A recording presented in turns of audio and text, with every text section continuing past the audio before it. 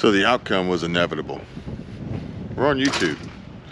I mean, now it's pretty commonplace to see people out and about recording, vlogging, trying to create cinematic shots, or recording reels or TikToks or shorts or whatever it may be.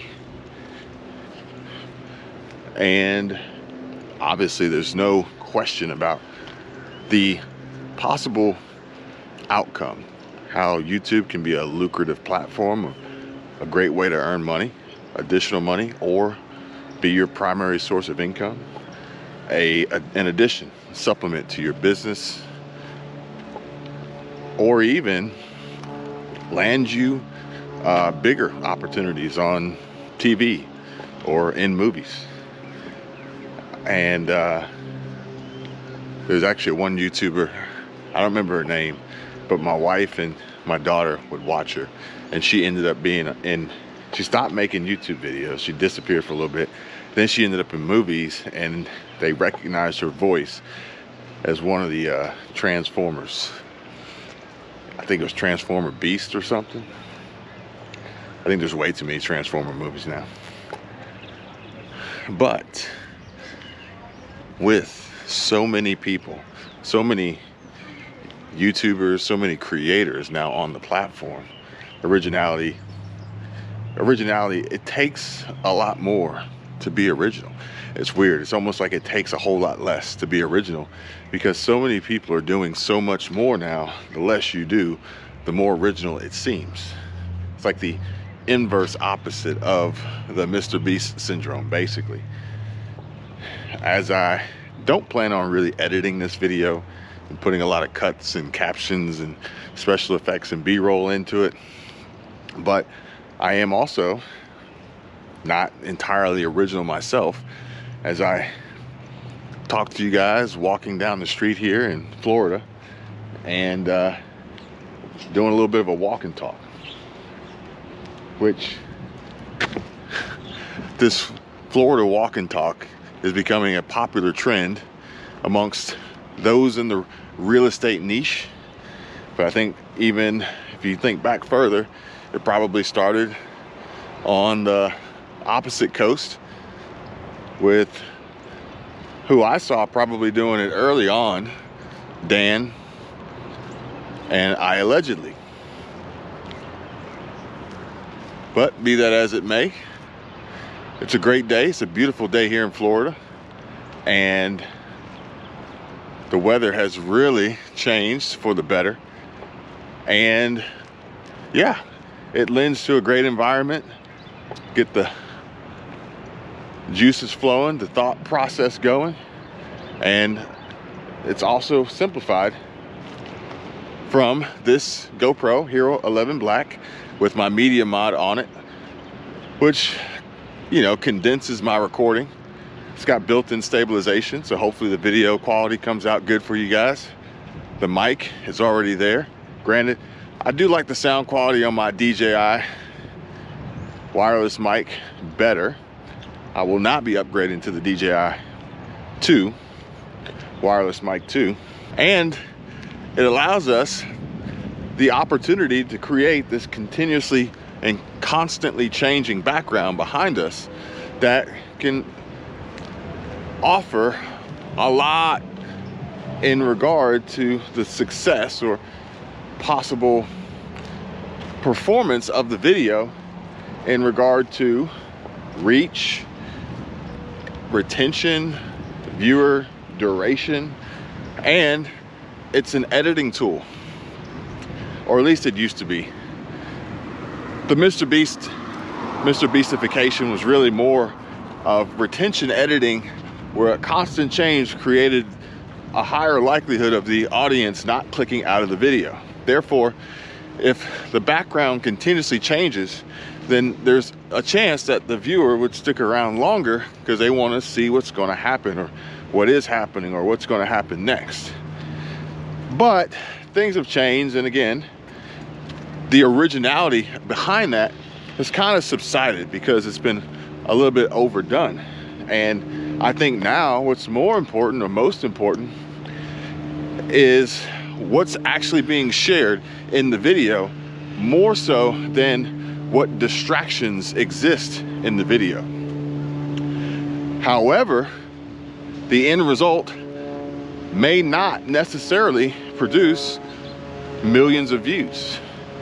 Whereas I think that today, March 2024, and kind of trying to track and mark the changes and progressions and evolution of the algorithm, is that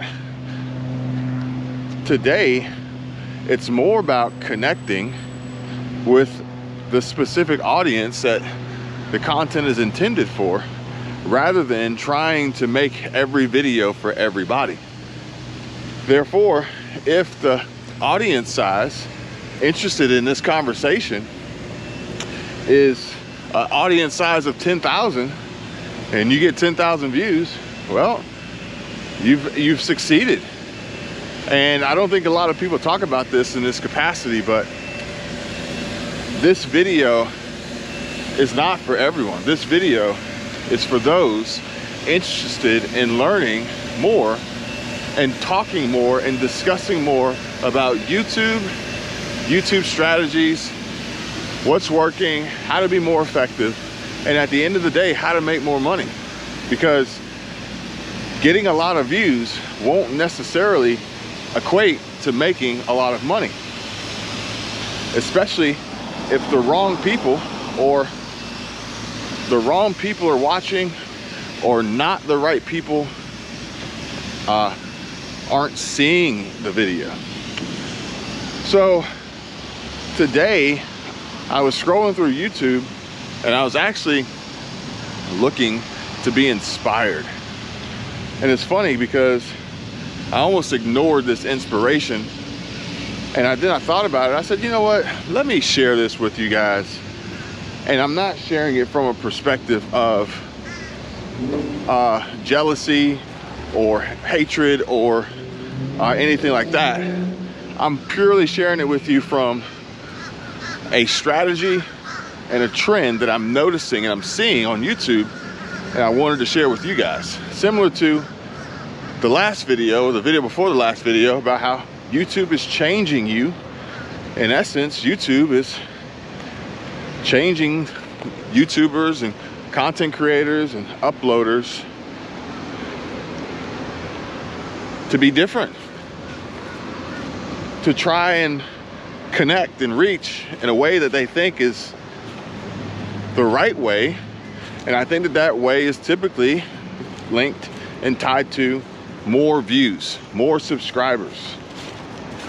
And to each their own, but me personally, I really don't too much worry about views or subscribers, because at the end of the day, I've been down that road before, and I'm really more so interested in connecting. And that's actually why I have so many channels now, is because not one channel can't be everything to everybody. Now you yourself, yeah, you can be, you can be multifaceted, but unfortunately YouTube will not allow one channel to be everything to everybody, because YouTube's algorithm is not that sophisticated. It can't do it, or they won't do it. I'm not really sure which one it is. So I have specific channels now for specific reasons and specific conversations and specific topics for the specific connection on who I am trying to reach. The sub count also will fluctuate depending, but you guys know as well as I do that, you know, subscriber counts in regard to long form in comparison to short form, in comparison to live stream, they're completely different. And I would much rather, personally, I would much rather have an audience and a subscriber base built on long form content, which is the content that I create, interested in the conversations and the discussions that we have than a big subscriber number that wants to see shorts that I don't make, or I'm not really good at making, or I don't really want to make, or whatever. Because if you build a subscriber base off of shorts and then you upload long form content, odds are they're not going to be interested in it. But either way, we're getting a little bit off topic here. We're getting a little off track. But this is kind of how YouTube works. It's parts of a whole, and you really got to discuss it all for it to make sense. But YouTube is changing you, whether you know it or not, whether you like it or don't, whether you agree with it or whatever. YouTube is changing you as a creator, changing you as a viewer, consumer, producer, customer, shopper, whatever. YouTube is changing you. And again, this is not to critique. This is not to criticize or anything like that. This is purely observational. And there's channels that I see, or channels that I have watched, or channels that I recognize, and things that I just can't unsee. And so today, as I was scrolling through YouTube, I noticed two things. One, I noticed Richard Fain. And what I'm about to say has nothing to do with Richard Fain, but I do want to clarify and explain the difference. I have an opinion about YouTube and the channels on YouTube, and I feel as though YouTube has three different types of channels. One is a YouTuber. So I think that I would fall into the category of a YouTuber, I think. Then another category is content creator. I think I would fall into the category of content creator too. I think I'm a mix between the two. And then the third is an uploader. So an uploader is basically like, there's people that they have things and videos that they found or collected, or just happen to pull their phone out and press record, and then they upload it, right? There's even these channels like news channels, and they're comprised of thousands, tens of thousands of videos, some of which under 20 seconds. And they literally just upload. Maybe it's a broadcast from a larger news network like C-SPAN or something, or maybe it's just their own recording of a press conference of some sort, and they just upload it. I don't consider that to be a creation of content. I don't consider them to be YouTubers. They just kind of upload videos. Now, a content creator, well, there's some really, really talented folks out there that go to great lengths to create amazing content. And these include, in my opinion, folks like Natalie Lynn and Kara and Nate and Spam Subi and Christian Schaefer, and there's a few out there. I'm trying to remember off the top of my head, but I think you guys kind of get the point. Mr. Beast obviously is a content creator.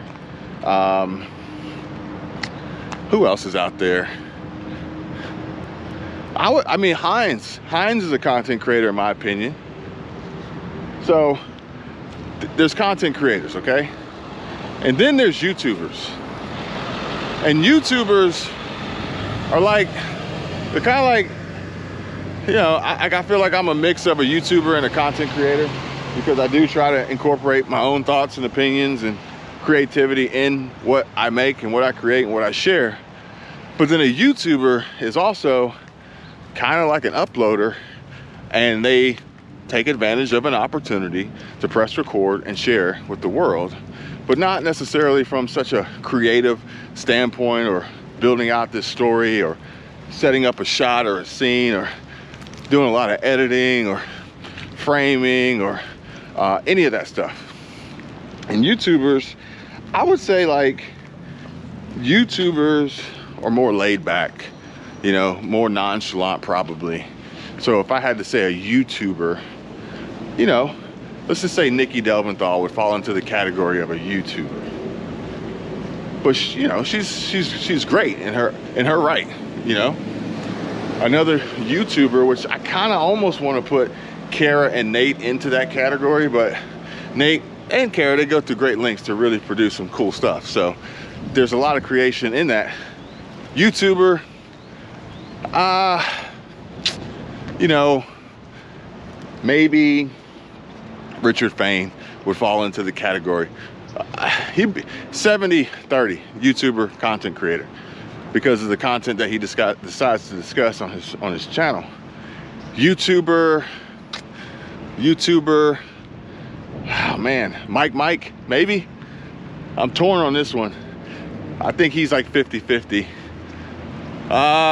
YouTuber. I tell you what, the folks who make beach walks, walking videos. Well, not all walking videos, but I think the beach walks fall into the category of YouTuber because they know what they're doing and why they're doing it and the audience that they're trying to attract. Now, for instance, that same audience that would be attracted may be an audience that would be attracted to a channel like SJXOXO. But I don't consider SJXOXO to be a YouTuber. I would consider her to be more of a content creator because she really does try to put in a lot of effort into her work. But that's just my basic explanation of how I view YouTubers, uploaders, and content creators. And again, I'm not trying to dog anybody for what they do. The platform is here. They offer this opportunity for everybody. But I do feel like uploaders kind of take advantage of the situation, and uploaders will copy. For instance, I would have to lump in the category of uploaders of reaction channels, but reaction channels that don't actually react. They just literally steal other people's content and look at it. So they would fall into the category of uploaders because they're just uploading. They're not really adding any considerable change or creating a narrative of any real value to what they're doing. And they're literally taking what has worked for someone else and stealing it, copying it, repurposing it. But that's kind of why we're having this talk today, is because that's what I noticed. When I saw Richard Fain's thumbnail, I noticed that he apparently, allegedly, kind of copied somebody else's thumbnail. And I can't unsee it.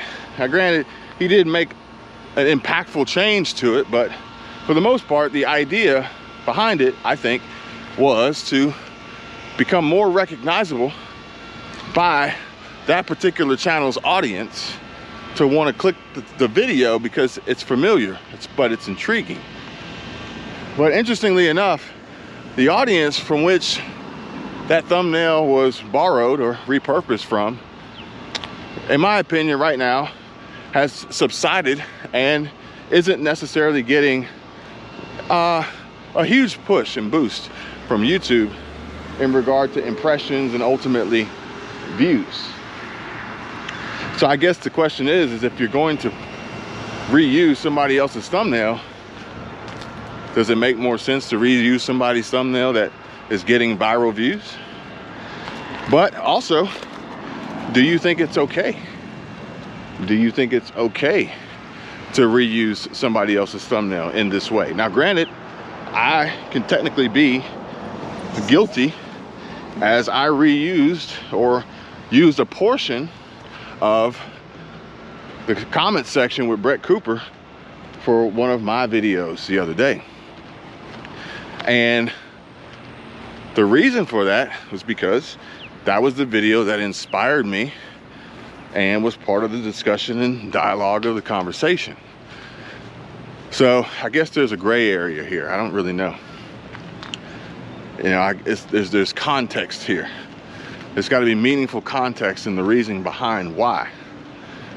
But YouTube has kind of forced our hand and has eliminated the ability to be authentic and original, and almost promotes and glorifies and highlights this practice. And so basically they're even telling us, without telling us, that thumbnails are where it's at. YouTube's rolling out the ABC thumbnail test and compare feature, basically letting everybody know that, hey, your thumbnail is going to be the main reason why your video gets seen. But notice I said main, not the only reason. I just recently ran a test of my own where I reused the same thumbnail, in essence, 4 times in a row. And they all produced similar results. But interestingly enough, the analytics on the back end were different, which means that YouTube sent the videos to the audience that it was intended for,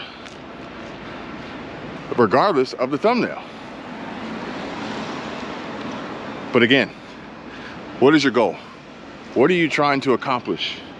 Is it to get as many views as possible? Or is it to reach an audience that would resonate and connect with the content and the conversation, if there is any? Because we've seen plenty of videos that are complete and utter wastes of time with no value to be delivered or received. Besides, perhaps maybe just that, time wasters. But with that being said, value will also depend on who's receiving it. And not everyone will receive the same value, regardless of how much effort you put in to deliver that value. I noticed that just the other day. I can't hold anybody at fault there. I have to continue to try and do what I'm trying to do and let the chips fall where they may. I never know where YouTube's going to send my videos, and therefore I have no control after I hit publish. However, this idea, this strategy of borrowing thumbnails and reusing other people's thumbnails, well, it also seems to be a reoccurring theme here. But you're allowed to do what you want to do and run your channel the way you want to run your channel, so that's on you. But I can tell you this from actual experience, is that it works. It does. I've done it. I do it. I use it. It's part of one of the strategies that I employ with some of the clients that I work with. And it's for a specific reason. Everybody has probably heard that when you're going to start a YouTube channel, well, you should probably do your homework, do a little bit of research, and see who your target audience is and whose channels they're watching. And then what are they doing that you can do, potentially do, again, theoretically do better to get your piece of the pie. But some folks can be inspired and can then create models, while others can be motivated and go the lazy route or press the easy button and just copy and rip off. That's your call, that's your choice, and you'll also have to deal with the consequences of that, whether it be from the audience, from the algorithm, from the original creator, which right now, I don't know. We could probably trace thumbnails back through so many different channels to say, nope, that's mine. Nope, that's mine. Nope, that's mine. Because we're all being inspired. We're all taking a little piece from everybody, really, if you think about it. Unless it's just your pretty face. Unless you have a twin. I mean, it's kind of, you know, you're right to that one. But either way, if you guys are interested in learning more about this and quite possibly taking advantage of these opportunities and these strategies that have proven to work to help boost your channel, to help get more views, to help get started, get your channel growing and going, then by all means, feel free, reach out, hit me up. I've got links down below in the description. I've got a Patreon set up, and I'm building out courses and additional information for you guys, as well as I'm going to be putting together a mastermind that is going to be a collective think tank of a variety of other content creators and YouTubers and uploaders, because we can learn from everybody. That gives you an opportunity, it gives you a chance to be present, a seat at the table, to engage in these conversations and hear about these strategies and these tips and best practices and what's working, and again, accomplishing goals. My goal is to connect with YouTubers, content creators, uploaders, influencers, folks who want to use this platform to make money, folks who want to use this platform to connect to an audience, to build a business, to expand their reach, to engage in marketing and advertising the best way possible, to capitalize on sponsorship opportunities and brand deals and affiliate marketing and the whole nine. That's my goal. So I'm putting it out there for you guys, and hopefully that's who ends up watching this video for the most part.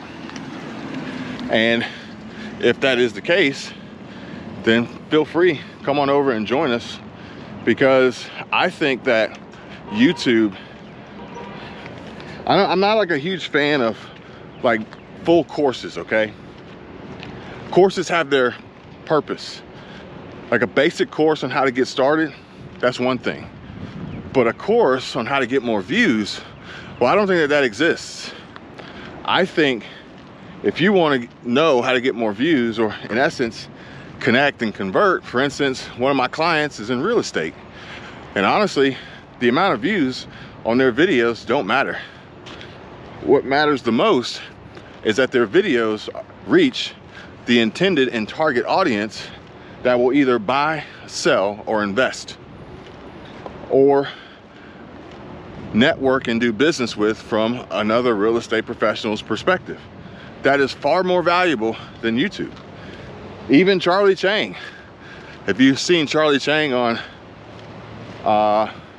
Starter Story, he'd tell you 25% of his revenue comes from YouTube. 70 or 50% comes from affiliates and sponsors, and then the other 25% comes from something else. But technically 100% comes from YouTube, because YouTube is the starting point. YouTube is the epicenter. YouTube is the gateway, basically. So depending on what your goal is, I think, much like business in general, think of it as any professional sport, or any sport for that matter.